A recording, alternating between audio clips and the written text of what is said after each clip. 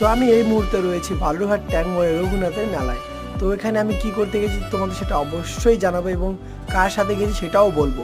তো প্রথমেই এখানে হচ্ছে রূপমের ভাগনা যে এই গাড়িতে উঠেছিল, আর তোমরা বলো কিন্তু ছোটোবেলায় কে কে এই গাড়িতে উঠেছো? অবশ্যই আশা করি প্রায় সবাই উঠেছি।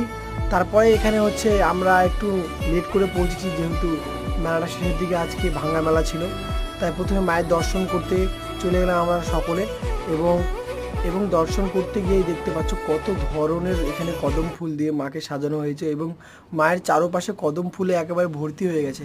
তারপরে আমরা এই সৌভাগ্য করে আজকে মায়ের দর্শন এবং দর্শনটা করে নিলাম এবং করে টোরে তারপরে হচ্ছে আমরা চলে যাই হচ্ছে বাইরের দিকে। এবং এত সুন্দর করে লাইটিংয়ের ব্যবস্থা করানো হয়েছে এখানে, হয়তো আমরা আগে আসলে আরও ভালো ভালো কিছু দেখতে পেতাম।